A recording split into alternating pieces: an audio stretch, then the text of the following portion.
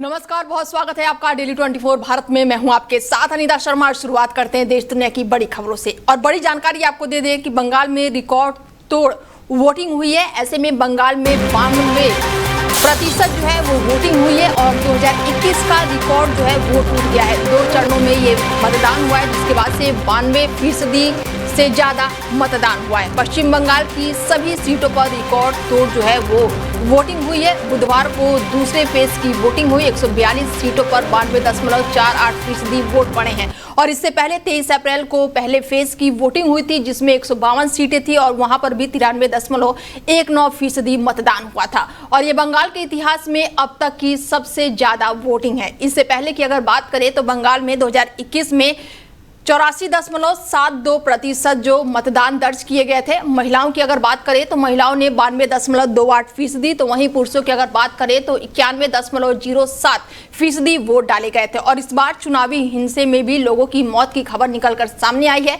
और ऐसे में बंगाल के अलावा तमिलनाडु बात करें तो तमिलनाडु में 23 अप्रैल, केरलम, असम और पुडुचेरी में 9 अप्रैल को वोटिंग हुई थी। 5 राज्यों में केरलम में सबसे कम जो है वो वोटिंग हुई है। 4 मई को सभी राज्यों के चुनाव परिणाम आएंगे। ऐसे में सबकी निगाहें जो है अब 4 मई को टिकी हुई है। 5 राज्यों में चुनाव हो चुके हैं और अब 4 मई का इंतजार है।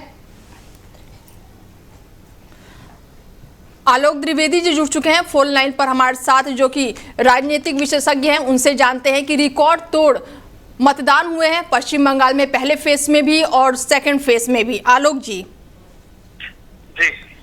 वोटिंग इस बार भी ज्यादा हुई है, सेकंड फेज में भी पश्चिम बंगाल की बात करूं तो क्या लग रहा है ये जो ज्यादा मतदान है ये क्या इस बार की सत्ता पलटेंगे? देखिए, अगर सत्ता पलट जाए तो कुछ भी असर बिल्कुल नहीं होना चाहिए, क्योंकि भारतीय जनता पार्टी ने बड़ी मेहनत कर रखी है और कुछ न कुछ जो एंटी थी पश्चिम बंगाल में ममता बनर्जी के खिलाफ, वो शायद इनके पक्ष में जा रही है। बट मैं भी कहना चाहूंगा, चूंकि देखिए अभी ये एग्जिट पोल आया हुआ है, हो सकता है जो एक्चुअल आंकड़ा कुछ और भी हो सकता है। देखिए, कहना अच्छा था थोड़ा सा कि वहाँ किसकी सरकार बनेगी। भाजपा ने बड़ी मेहनत की है, श्री बंसल ने बड़ी मेहनत कर रखी है, इनके जितने सिपाही सलाह है उन सबने बड़ी मेहनत कर रखी है। बिल्कुल। तो कहीं नहीं उससे देखिए वोटिंग परसेंट बहुत ज्यादा हुआ है, उससे एक संदेश जो बन रहा है कि शायद सत्ता परिवर्तन हो जाए। और कुछ तो इनके नेताओं का बयान है, जैसे ममता बनर्जी ने बोला कि अल्लाह की कसम इनको यहाँ तक बोलना पड़ा है। अभिषेक बनर्जी ने सीधे सीधे धमकाया है वोटरों को कि पिछले बार मैंने माफ कर दिया, माफ नहीं कर पाऊंगा, आपका दिल्ली कोई गठबंधन को बचा नहीं सकता है। तो शायद कहीं न कहीं इनकी छल्लाहट लग रही है, जो इनको दिख रहा है कि शायद हम बंगाल चुनाव हार रहे हैं। बिल्कुल। क्योंकि जो बॉडी लैंग्वेज होती है, देखिए अनिता जी, बहुत कुछ कह देती है कि आपकी बॉडी लैंग्वेज क्या है। और बॉडी लैंग्वेज इस तरह बॉडी लैंग्वेज के आधार पर हम निर्णय क्या, तो ये कह सकते हैं कि ममता बनर्जी की जो विदाई है वो सत्ता से शायद होने वाले बंगाल की सत्ता से। बट अभी ठीक हम लोग 3 दिन का वेट करेंगे, उसके बाद मेरे ख्याल से जो पिक्चर क्लियर हो पाएगी। बट वर्तमान जो परिस्थितियां भी दिख रही है, वोटिंग परसेंटेज ज्यादा होना, इनके नेताओं का उलझुल बयान करना, टीएमसी नेताओं का, वो शायद कहीं न कहीं इंडिकेट कर रहा है कि लग रहा है कि शायद सत्ता परिवर्तन हो जाए। बिल्कुल। एग्जिट पोल की अगर बात करें आलोक जी, तो एग्जिट पोल पर अब पश्चिम बंगाल में तो सिर्फ बीजेपी हर जगह दिखाई दे रही है। तो क्या बोल सकते हैं कि पश्चिम बंगाल इस बार भगवा हो गया है? देखिए, लग तो इस तरह की भगवा हो गया है। और बंगाल में भारतीय जनता पार्टी देखिए अगर सरकार बनती है तो बहुत बड़ी घटना हो रही है, क्योंकि बंगाल भाजपा की लिस्ट में बंगाल शुरू से उनकी हिट लिस्ट में है। बंगाल हुआ, कश्मीर हुआ। दूसरा देखिए, बंगाल में बहुत एक बड़ा मुद्दा है, वहाँ बांग्लादेशी बहुत ज्यादा आ गए हैं, ये समस्या वहाँ पर है। और कहीं न कहीं माना गया है कि ममता बनर्जी ने अपने वोट बैंक के फायदे के लिए ये सब किया है। अगर ममता बनर्जी सचमुच मेरा वोट के फायदा के लिए अगर बांग्लादेशियों के यहाँ पर ले आए हैं, तो कहीं न कहीं जो बांग्लादेश का जो पश्चिम बंगाल के लोग हैं उनके कहीं न कहीं हितों की अनदेखी की गई है। बिल्कुल। जब संख्या बढ़ती है, जाहिर सी बात है जो सरकार के संसाधन होते हैं वो सब में डिवाइड होते हैं। वो जब जनसंख्या बढ़ेगी तो सुविधाएं उनको देनी पड़ेगी, सुविधाएं बढ़ेंगी तो आप सरकार का पैसा खर्च करेंगे। देखिए, जब किसी सीएम का व्यक्तिगत पैसा नहीं होता है, स्टेट पर जो भी फंड होता है वो वहाँ के लोगों का होता है फंड, और उनके लोगों के डेवलपमेंट यूज होने चाहिए। अगर दूसरे देश से लोग आएंगे हमारे यहाँ और फिर समस्या आती है तो कहीं न कहीं दुर्भाग्यपूर्ण है। बिल्कुल। ऐसे में आलोक जी, अगर ममता बनर्जी हार जाती हैं तो बीजेपी के लिए कितनी बड़ी ये अचीवमेंट होगी, या फिर अगर मैं ये कहूं कि बीजेपी हारती है तो ममता बनर्जी के लिए कितनी बड़ी अचीवमेंट होगी ये? देखिए, अगर बीजेपी बंगाल में जीत जाती है तो भाजपा की बहुत बड़ी अचीवमेंट है, कोई छोटी मोटी अचीवमेंट नहीं है। ये उतनी बड़ी अचीवमेंट है जो भाजपा की 2014 में मोदी सरकार आने के बाद हुई थी, वही अचीवमेंट होगी अगर बंगाल में भाजपा आ जाती है तो। क्योंकि इतना बड़ा मुस्लिम वोट बैंक, 30% से ऊपर वहाँ पे मुस्लिम वोट बैंक है। कि ममता बनर्जी के अपने कास्ट के लोग हैं। इसके बाद अगर पश्चिम बंगाल में भारतीय जनता पार्टी की सरकार बन रही है तो बहुत बड़ा बदलाव होगा और ये दूसरे राजनीतिक दलों के लिए भी सबक होगा कि उनको बिल्कुल समझना चाहिए कि साउथ में जो सिर्फ कर्नाटका वहां भाजपा सरकार है, वहां पर सरकार भाजपा की नहीं बन सकती है। भाजपा के जो लोग ग्राउंड पे काम करते हैं, इनके जो कार्यकर्ता है, इनका जो संगठन है, ऊपर से इनके पास जो इनके अनुवासित संगठन आरएसएस हो गया, तो इनके संगठन है, ये सब लोग जमीन स्तर पर काम करते हैं। इनका काम कभी लोगों को हम लोग यहाँ बैठकर नहीं देख पाते हैं कि आरएसएस व्यक्ति वहां जाके लोगों को कैसे मोबिलाइज करता है, कैसे लोगों को अपनी तरफ खींचने प्रयास कर रहा है। इसलिए कभी भी मीडिया की खबरों पर भी नहीं आता कि आरएसएस किस तरह से काम करके भारतीय जनता पार्टी की तरफ माहौल बनाने का पूरा प्रयास करता है। बिल्कुल। तो जो दूसरे राजनीतिक दल है उनको भी सोचना पड़ेगा कि उनके पास जब तक भारतीय जनता पार्टी जैसा मजबूत संगठन नहीं होगा, उनसे लड़ाई कभी भी आसान नहीं हो सकती है। बिल्कुल। और ऐसे में जब से वोटिंग की स्टार्टिंग हुई थी और जब से चुनावी बिगुल बजा था, उस समय से तमाम बीजेपी के जो भी दिग्गज थे वो पूरे के पूरे मतलब पश्चिम बंगाल में डेरा डालकर बैठे थे। सबसे ज़्यादा अमित शाह वहाँ पर ज़्यादा दिनों तक रहे और ऐसे में इतनी मेहनत और इतनी सारी जनसभाओं के बाद अगर बीजेपी को हार मिलती है तो ये भी एक बहुत बड़ा फैक्टर होगा। आलोक जी, देखिए, अगर भारतीय जनता पार्टी को हार मिलती है तो कहीं न कहीं उनका जो कार्यकर्ता उनका मोरल डाउन होगा। जैसे आप भी जानते हो कि बंगाल का चुनाव होता है बेसिकली, वो कहीं न कहीं वहाँ पर बहुत ही ज्यादा खून खच्चर होता है। अगर भारतीय जनता पार्टी कई करता हूँ मारा गया है, वामदल के कई करता हूँ मारे गए, सीधे मतलब मारपीट नहीं होती, सीधे मार दी जाते वहां पर। तो जो पश्चिम बंगाल की राजनीति बेसिकली खूनी राजनीति मैं कह सकता हूँ, खूनी राजनीति वहां पर चलती है पश्चिम बंगाल में, और ये बहुत ही गलत है। सत्ता आती रहेगी, सत्ता जाती रहेगी, उसके लिए ठीक है। एक सवाल आलोक जी मेरा आपसे और रहेगा, असम को लेकर अगर मैं बात करूं तो क्या लग रहा है असम में कि सीएम जो है हेमंता बिस्वा शर्मा अपनी कुर्सी बचाने में कामयाब रहेंगे इस बार? 100%। हेमंता बिस्वा शर्मा देखिए बहुत मजबूत सीएम है। हेमंता बिस्वा शर्मा की सरकार जो है वो फिर से रिपीट करेगी, इसमें मुझे कोई संदेह। मैं कल भी डिबेट बैठा हूँ, तब भी मैंने कहा था हेमंता बिस्वा शर्मा भारतीय जनता पार्टी के जो मजबूत सीएम है उनमें से एक है। दूसरे नंबर पर आते हैं, सबसे मजबूत इनकी योगी जी है, दूसरे नंबर पर हेमंता बिस्वा शर्मा है। और हेमंता बिस्वा शर्मा जो है वो 100% के नेतृत्व में फिर से सरकार बनेगी। और देखिए जिस तरह से पवन खेड़ा ने आरोप लगाया उनकी पत्नी के ऊपर, जिस तरीके से उन्होंने अटैक किया, अगर वो डिफेंसिव मोड में हो जाते हैं तो कहीं ना कहीं ये उनके शासन के दोबारा आने में खतरा हो जाता है। लेकिन जिस तरह से अटैक किया, पवन खेड़ा को एड़ा पेड़ा जो भी बोला, जो भी कहा उन्होंने, जो उन्होंने एक रिपोर्ट किया उन्होंने, वो काबिल तारीफ था। और उसकी वजह से जो आसाम की जनता जो उनसे जुड़ी हुई थी तो छिटक नहीं पाई। अगर मुद्दा को ज्यादा हवा मिल जाती तो आसाम की जनता को उससे छिटक सकती थी, बट उन्होंने गजब का काउंटर किया। जो भी उनकी टीम रही होगी या उनको खुद की सोच थी, जिसकी भी थी, मतलब काबिल तारीफ थी वो। ठीक है, चर्चा में जुड़ने के लिए बहुत शुक्रिया आलोक जी आपका। बता दें कि चुनाव के बाद से जारी कई एग्जिट पोल में पश्चिम बंगाल में बीजेपी की बढ़त मिलने और असम में उसकी जीत की हैट्रिक और साथ ही केरल में यूडीएफ की जीत की संभावना जताई जा रही है।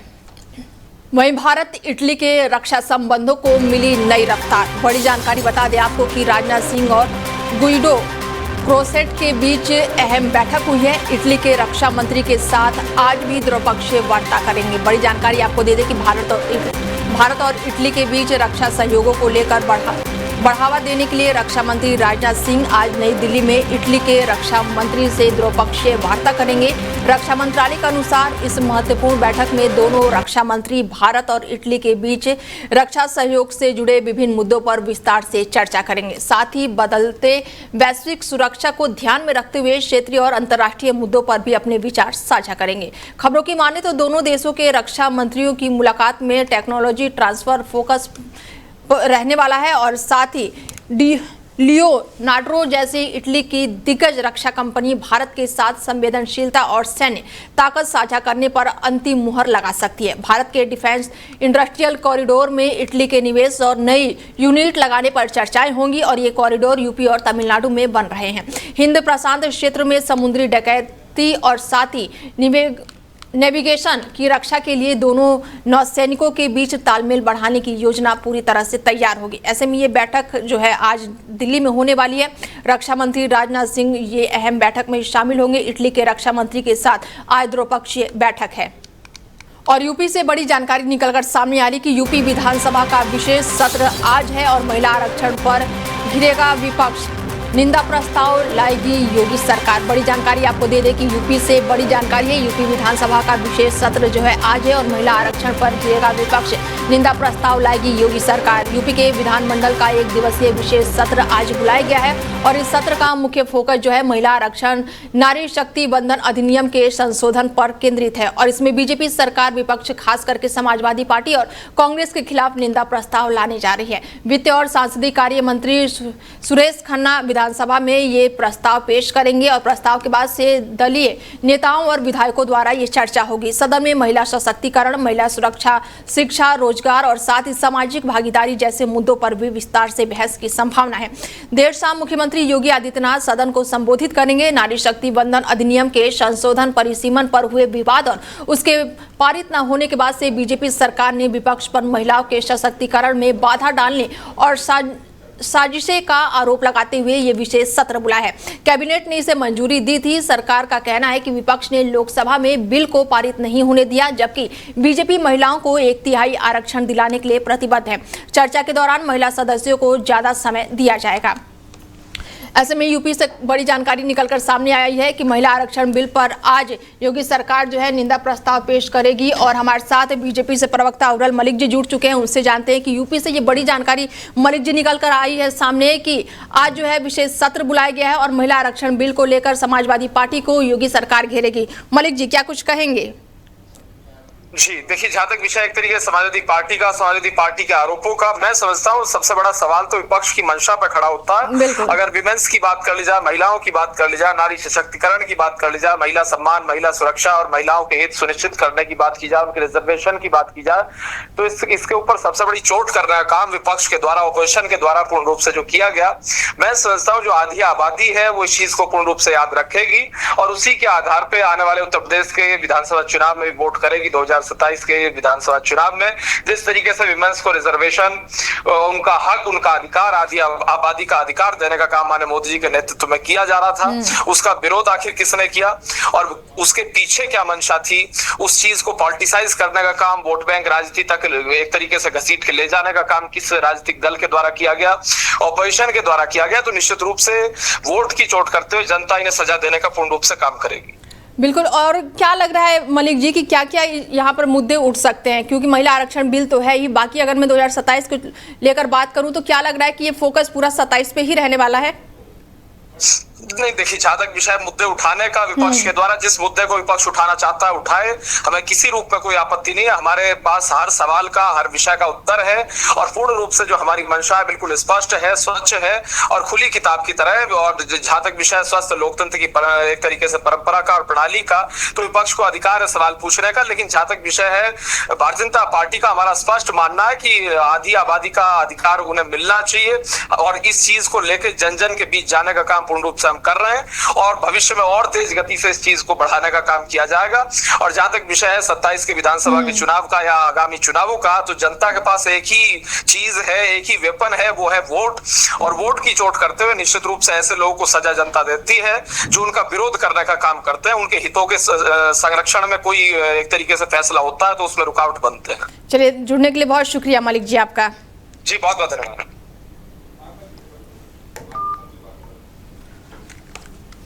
बता दें कि यूपी से बड़ी जानकारी निकलकर सामने आई है। यूपी विधानसभा का विशेष सत्र जो है आज बुलाया गया है। ऐसे में शाम को यूपी के मुख्यमंत्री योगी आदित्यनाथ संबोधित भी करेंगे। निंदा प्रस्ताव योगी सरकार लाएगी और यूपी विधानसभा का विशेष सत्र जो है आज है।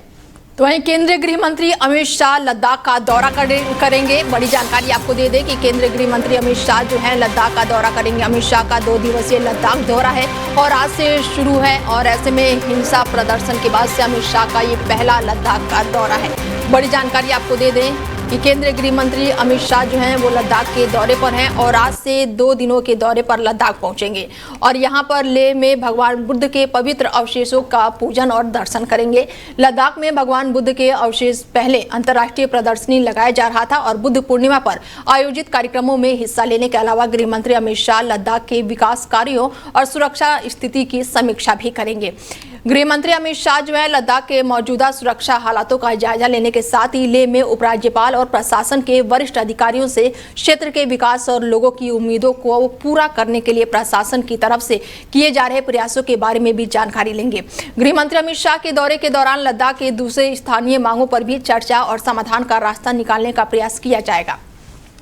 लद्दाख के स्थानीय संगठन लगातार 3 चीजों की मांग कर रहे हैं, जैसे कि संवैधानिक सुरक्षा, प्रशासनिक समन्वय और साथ ही लोकतांत्रिक अधिकारों की बहाली। ऐसे में अमित शाह का ये दौरा बेहद ही खास माना जा रहा है। बता दें कि हिंसा प्रदर्शन के बाद से अमित शाह का ये पहला लद्दाख का दौरा है।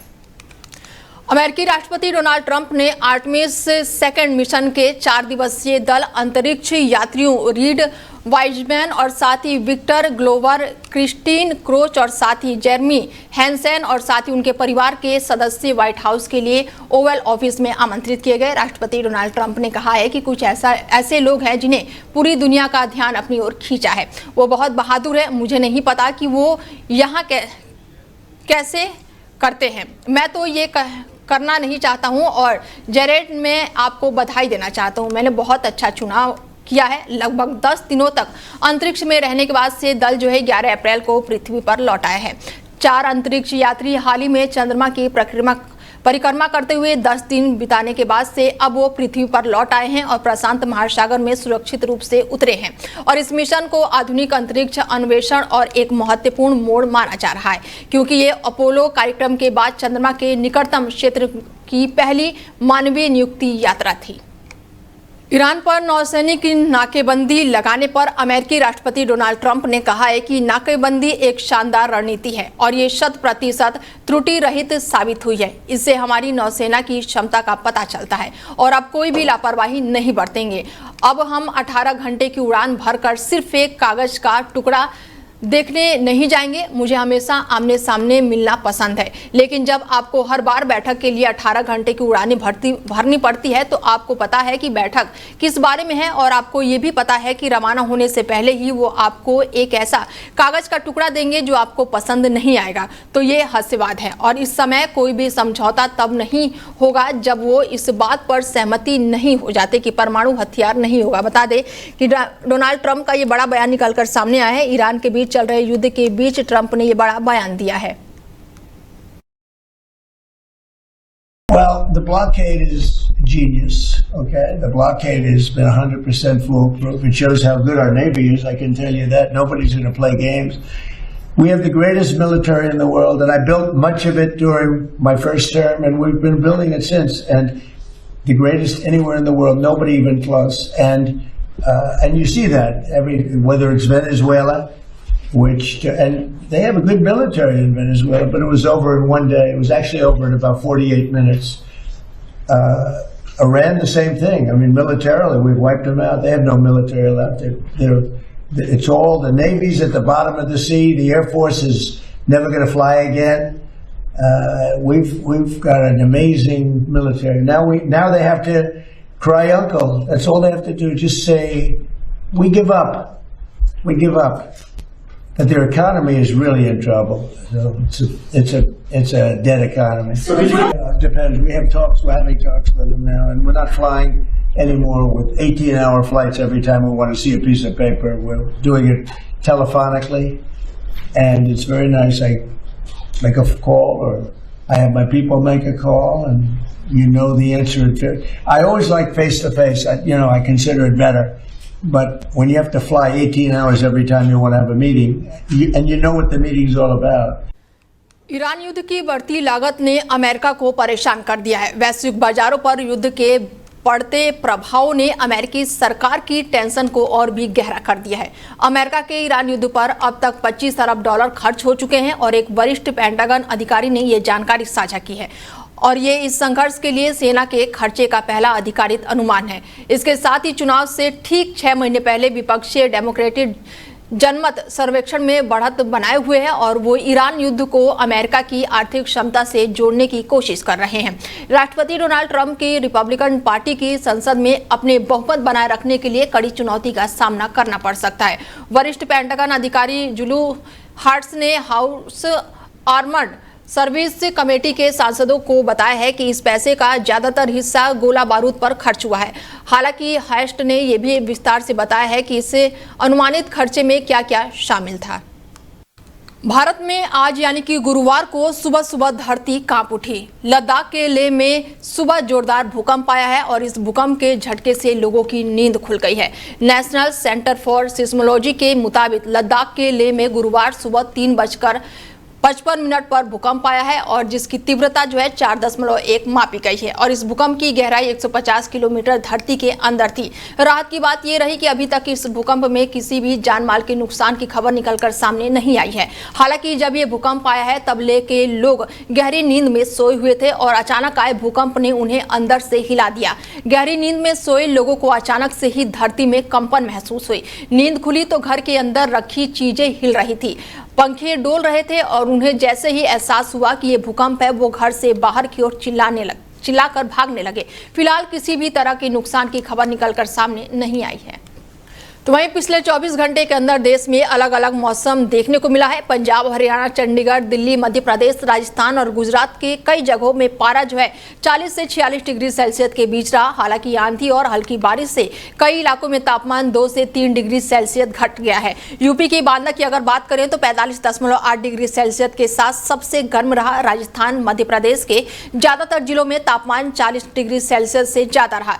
एमपी में भोपाल और सीधी सबसे ज्यादा गर्म रहा और यहाँ पर पारा 43 डिग्री सेल्सियस दर्ज किया गया है। इधर पश्चिम बंगाल, सिक्किम और पूर्वोत्तर के सभी 7 राज्यों में भारी बारिश हुई है। मिजोरम में लगातार हो रही भारी बारिश के कारण कई राज्यों में और कई जिलों में स्कूल दूसरे दिन भी बंद रहे हैं। खराब मौसम के चलते केदारनाथ धाम और साथ ही सोनप्रयाग जैसी कई जगहों पर हेलीकॉप्टर सेवाएं रोक दी गई है।